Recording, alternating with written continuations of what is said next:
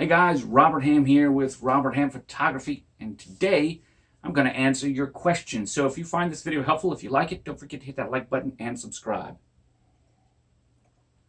All right.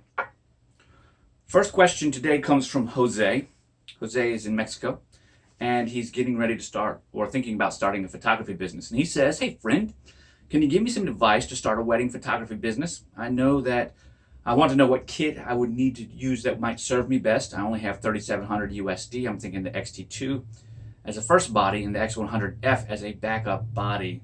The rest batteries and SD cards. Please help. Thanks. Well, if that's your first kit, man, you are on the right track, especially if you're considering doing some video heavy work as well.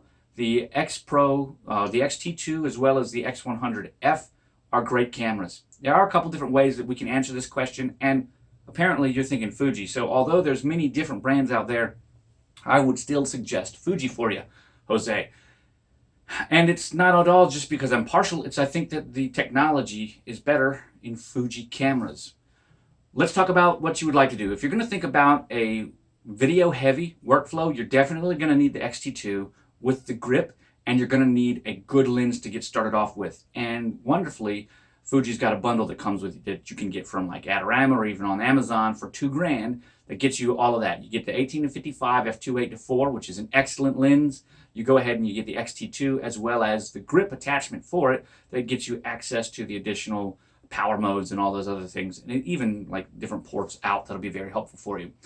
Picking up an additional camera, the X100F is going to really tag out your budget. You're going to be right around $3,200, $3,400, and then you're only going to have a couple $100 for the extras that you need, SD cards and maybe an additional aftermarket lens or something like that, some batteries. However, I might go a little differently. I definitely start off with the T2. I would also pick up an XT1 as your backup body. That way your lenses that you're going to use are going to be interchangeable. I'd get the kit like we were talking about. The XT1, the body only, you can find for $700 regularly or $800 regularly, $700, $650 on sale, especially if you get one of the gray market without warranty when Fuji's selling it. That way you can pick them up for $650, or better yet, buy a refurbished one from Fuji with a warranty.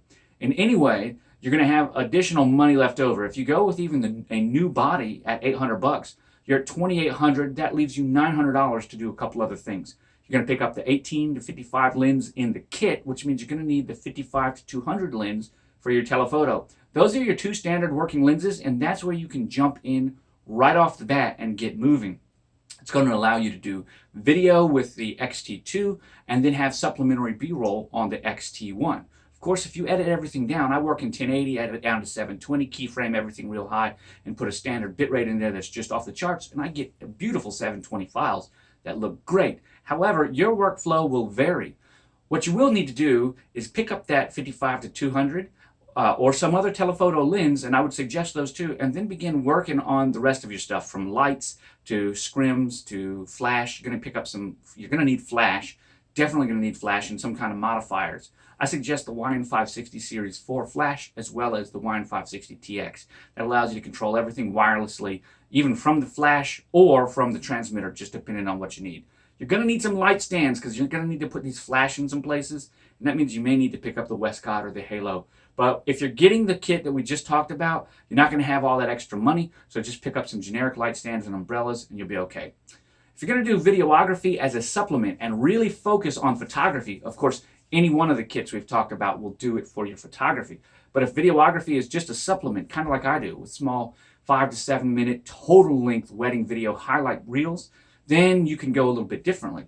I would suggest there picking up the XT1, moving on along and picking up an X100S or the T, but the S will be less money. The reason is you're buying second generation gear, not the newest, but one generation older. That is still excellent. I produce work and prints up to 16x20.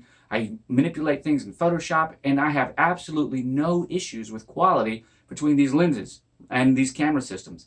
So moving a step down will save you additional money that you can put towards something else. And I'd say glass. At this point in time, get the 16-50 constant f2.8 for your main body, and on the X100S, you've got that built-in ND filter, and you've got that built-in leaf shutter. So all you need to do now is pick up an additional lens. I still suggest the 55-200 for your XT1 to complement the 16-50 so that you've got some telephoto range, and that's going to leave you a little over $1,400 so that you can move, shoot, and communicate with light stands, backdrops, flash, scrims in order to really begin building a portrait business.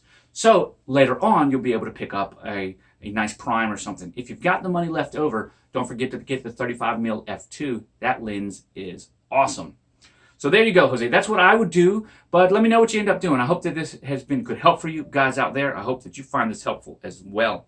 Guys, I'm Robert Hamm with RobertHammPhotography.com. Catch me over here on YouTube. You find me on Instagram where you can see all this cool stuff with Instax. I absolutely love Instax. People that think that Instax is a non-valid medium for photography is dead wrong. This stuff can make you money, and it can be a great pleasure at the same time. So don't forget to smack that like button and subscribe if you find this video helpful. Once again, I'm Robert Hamm, and I will catch you on the flip side. Thank you for watching. And I still have to drink this Folgers. I do not like Folgers, but it's the only coffee I got right now. Because I haven't been to the store, because I've been editing wedding photos, because I've been busting my butt. I've got this photo booth today, guys. Photo booth. I just got through packing for it, and I'm making this video for you, and I will bring you my unpack video when I'm setting up the photo booth. How do you like that?